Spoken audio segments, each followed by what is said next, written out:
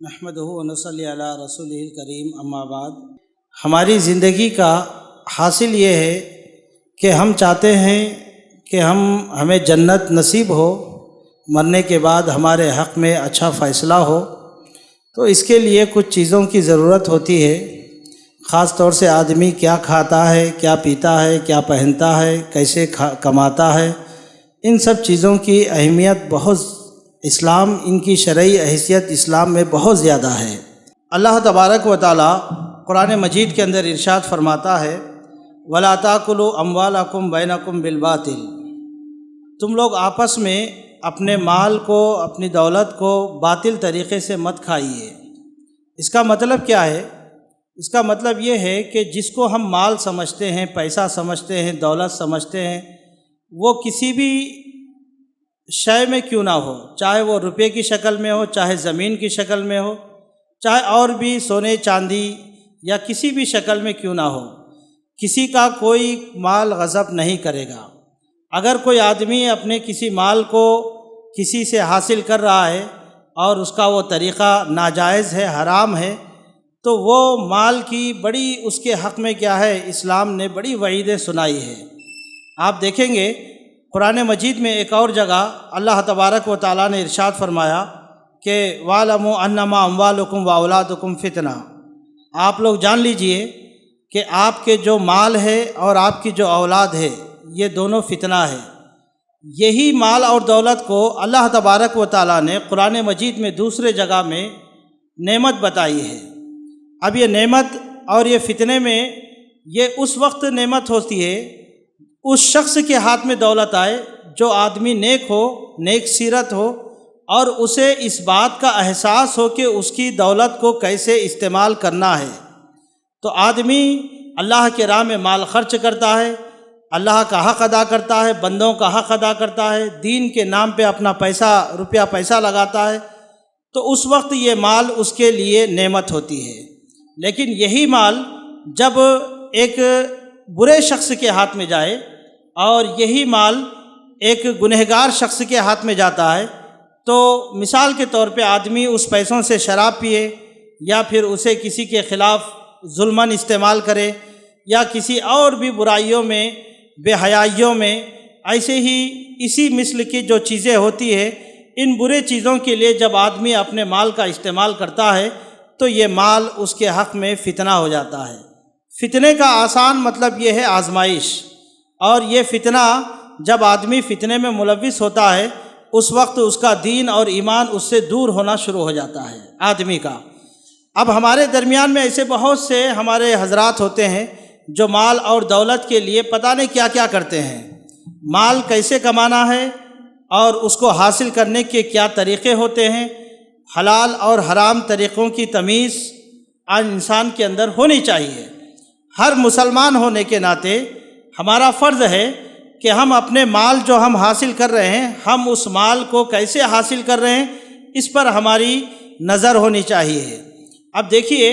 ایک آدمی ایسا ہے جو حرام طریقے سے مال کو کماتا ہے، اب وہ آدمی اگر حج کر رہا ہے، عمرہ کر رہا ہے، نمازیں پڑھ رہا ہے، اسی پیسوں کو صدقہ و خیرات کر رہا ہے، لوگوں کے سامنے کیا ہے، لوگوں کی ضروریات کے لیے، ہمدردی کے لیے، غمخواری کے لیے ان پیسوں کا وہ استعمال کر رہا ہے، تو بھی وہ سارا کا سارا پیسہ، وہ صدقہ و خیرات، اس کا عمرہ، اس کی زکوٰۃ، اس کا حج اس کے کام آنے والا نہیں ہے۔ کیونکہ اللہ کے نبی صلی اللہ علیہ وسلم نے ایک حدیث میں بتایا لا يقبل اللہ صدقۃ من غلول، جو خیانت داری، بے ایمانی کے ساتھ، چوری کر کے، دھوکہ دے کر، کسی کو لوٹ کر کوئی اگر آدمی مال کمائے اور اسے اللہ کے راہ میں صدقہ کرے تو اس صدقے کو اللہ تبارک و تعالیٰ قبول نہیں کرتا ہے۔ تو اس سے یہ ایک چھوٹی سی چیز ہے صدقہ، جسے اللہ قبول نہیں کر رہا ہے، تو بڑی سے بڑی عبادت کیسے قبول ہو سکتی ہے آپ سوچ سکتے ہیں۔ تو یہ صدقہ جیسی عبادت ہے یا اس جیسی جو بھی عبادت ہوتی ہے، کوئی بھی عبادت اگر آپ نے اپنے مال کو غلط طریقے سے حاصل کیا اور اسے دین میں خرچ کر رہے ہیں، مال کو غلط طریقے سے حاصل کرنا پھر اسے دین میں خرچ کرنا، اور وہ یہ سمجھنا کہ بھائی میں نے دین میں خرچ کیا ہے، میں نے اللہ کے نام پہ قربانی کی، میں نے حج کیا، میں نے عمرہ کیا، اب وہ یہ غلط فہمی میں زندگی گزار رہا ہے کہ اس کی وجہ سے اسے جنت ملے گی، جبکہ وہ جو مال کمایا ہے حرام طریقے سے، خیانت سے، دھوکے سے، چوری سے، کسی کی زمین کو غصب کر کے اس نے کمایا ہے، کسی کا حق مار کے اس پیسے کو اپنے پاس رکھا ہوا ہے، تو حرام طریقے سے مال اگر کوئی آدمی کماتا ہے تو اس کے مال کا اسے کچھ بھی فائدہ نہیں ہوتا ہے سوائے اس کے کہ دنیا میں اسے تھوڑی سی لذتیں حاصل ہوتی ہے۔ لیکن آپ دیکھیں گے قارون جیسا شخص جس کے پاس اللہ تبارک و تعالیٰ نے زمین کے خزانوں کا علم دیا تھا اور اسے سمجھانے والوں نے سمجھایا بھی تھا کہ بھائی جو تو اپنے خزانوں کا جو لوگوں کے سامنے بتا رہا ہے، اس سے بہتر ہے کہ تو اللہ کا شکر ادا کر اور اسے ضرورت مندوں میں خرچ کر، اللہ کی راہ میں خرچ کر۔ اس نے کہا انما یوتیت من علم عندی، یہ میرے علم کی بنا پر۔ آدمی کے پاس جب دولت آنا شروع ہوتی ہے تو چاہے وہ حرام طریقے سے آئے چاہے حلال طریقے سے آئے، ایک قسم کا تکبر پیدا ہوتا ہے، آدمی اپنے آپ کو دولت کی بنا پہ بڑا سمجھنے لگتا ہے، اونچا سمجھنے لگتا ہے، اس کی وجہ سے اس کے اندر تکبر پیدا ہوتا ہے، اور اللہ کو یہ چیز پسند نہیں ہے۔ قارون کو بھی اللہ تبارک و تعالیٰ نے زمین میں دھسا دیا ہے۔ ابھی ہمارے پاس ایک چیز ہے کہ ہم گھر میں بیمار ہیں، ہمارے دولت میں جو ہم کما رہے ہیں اس میں برکت نہیں ہو رہی ہے، اس کے کئی چیزیں، کئی اسباب ہو سکتے ہیں۔ ایک بڑا سبب یہ بھی ہوتا ہے کہ آدمی حرام طریقے سے مال کو کما کر لاتا ہے، اپنے اوپر، اپنی بیوی پر اور اپنے بچوں پر، اپنی ضروریات پر وہ خرچ کرنے لگتا ہے۔ اگر ایسا آدمی دعا بھی کرے اللہ کے راہ میں اللہ سے کہ اللہ تعالیٰ میں بیمار ہوں، میری دعاؤں کو قبول فرما، مجھے شفا یابی عطا فرما، میرے مال میں برکت عطا فرما، یا کوئی آدمی ایسا ہے جو یہ چیزیں حرام طریقے سے اپنے مال کو کما کر، حرام طریقے سے اپنے پاس مال حاصل کر کے وہ اللہ تبارک و تعالیٰ سے کتنا بھی گڑ گڑائے، کتنی بھی عاجزی کر لے، وہ اللہ تبارک و تعالیٰ اس کی دعاؤں کو قبول کرنے والا نہیں ہے۔ کیوں؟ اللہ کے نبی صلی اللہ علیہ وسلم ایک اور روایت میں ارشاد فرماتے ہیں، اللہ کے نبی صلی اللہ علیہ وسلم نے ایک آدمی کا ذکر کیا، یطوی سفرا، جو لمبا سفر کر کے آیا تھا، اشعث و اغبرا، اور اس کے بال پرا گندے تھے، کپڑے بھی گندے تھے۔ بتانا مقصد یہ ہے کہ آدمی کیا ہے، اس حالت میں اللہ کے پاس پہنچ رہا ہے، اور پھر وہ آدمی کیا کر رہا ہے، اللہ تبارک و تعالیٰ سے یمد یدیہ الی السماء یقول یا ربی یا ربی، اللہ کے سامنے وہ اپنے ہاتھ کو پھیلایا اور کہنے لگا اللہ اے میرے رب، اے میرے رب، میرے یہ فلاں فلاں فلاں فلاں میری پریشانیاں ہیں، تو مجھ کو یہ چیزیں عطا کر۔ وہ اللہ سے دعا کر رہا ہے۔ اللہ تبارک، اللہ کے نبی صلی اللہ علیہ وسلم نے ارشاد فرمایا مطعمہ حرام ومشربہ حرام وملبسہ حرام فأنا یستجاب لہ الدعاء۔ اللہ کے نبی صلی اللہ علیہ وسلم نے ارشاد فرمایا، اتنی عاجزی کے ساتھ وہ اللہ کے سامنے اپنے ہاتھ کو اٹھا رہا ہے اور اللہ سے مانگ رہا ہے، جبکہ اس کا کھانا حرام ہے، اس کا پینا بھی جو پی رہا ہے وہ بھی حرام ہے، اور اس کی جو پہننا ہے، کپڑے جو پہن رہا ہے، جو استعمال کر رہا ہے وہ بھی حرام ہے۔ اللہ کے نبی صلی اللہ علیہ وسلم نے ارشاد فرمایا اس کا کھانا حرام، پینا حرام، پہننا حرام، کیسے اللہ تبارک و تعالیٰ اس کی دعا کو قبول فرمائے گا؟ ہرگز اس کی دعا قبول نہیں ہوتی ہے۔ آج جو ہمارا یہ سوال ہوتا ہے، بھائی ہم مسلمان ہیں، اللہ سے دعا کرتے ہیں، اللہ تعالیٰ ہماری دعائیں کیوں قبول نہیں کر رہا ہے؟ اس کی ایک وجہ یہ ہے کہ ہم اپنے مال کو کہاں سے کما رہے ہیں، اس کا احتساب کرنا ضروری ہوتا ہے، اس کے بارے میں سوچنا چاہیے کہ دعائیں قبول نہیں ہو رہی ہیں، اللہ تبارک و تعالیٰ ہماری مانگیں پوری نہیں کر رہا ہے، تو اس کا ریزن ایک یہ بھی ہو سکتا ہے کہ اس کے پاس کی جو کمائی ہے وہ غلط طریقے سے کہیں آ تو نہیں رہی ہے، اس کا اسے اندازہ ہونا چاہیے۔ اور ایک بات جان لیں آپ کہ اللہ کے نبی صلی اللہ علیہ وسلم نے یہ بھی بتایا ہے کہ ایک آدمی جو دنیا میں اپنی ہوس کے لیے، اپنی برائیوں کے لیے، اپنی منمانیوں کے لیے، اپنی خواہشوں کے لیے مال اور دولت کو جمع کر رہا تھا، لیکن یہ مال اور دولت اس کے حق میں اسے کہاں تک اس کو فائدہ دے سکتی ہے؟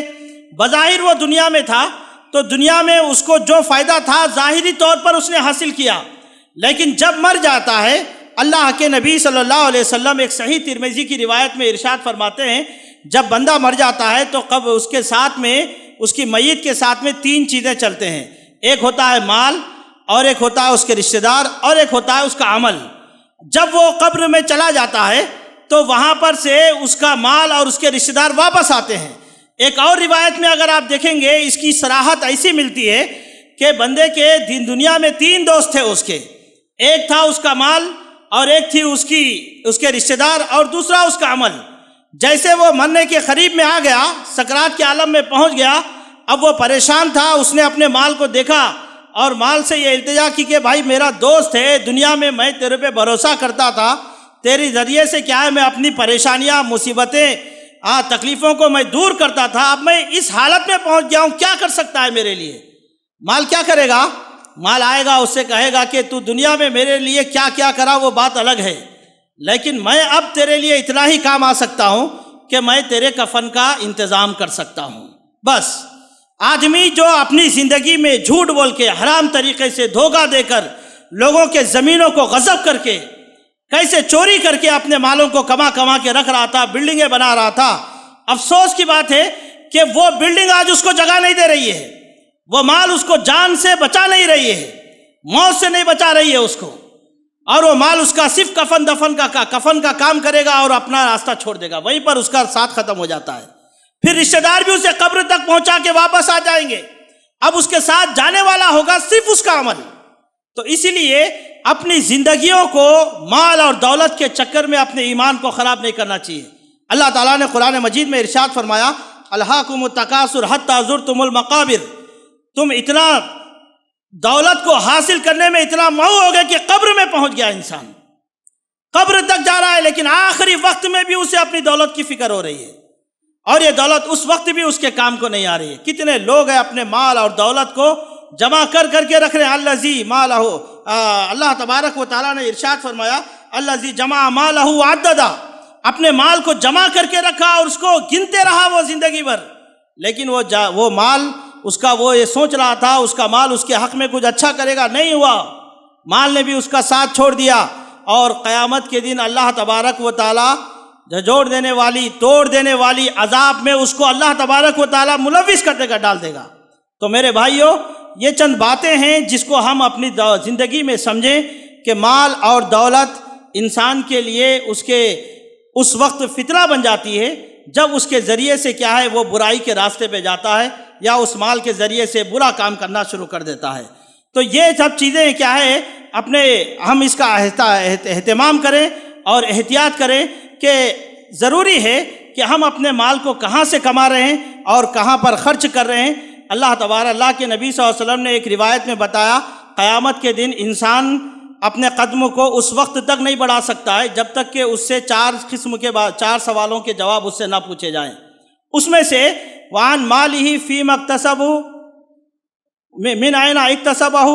اللہ کے نبی صلی اللہ علیہ وسلم نے ارشاد فرمایا، ایک اس کے مال کے بارے میں ہوگا، اسے کہاں سے کمایا،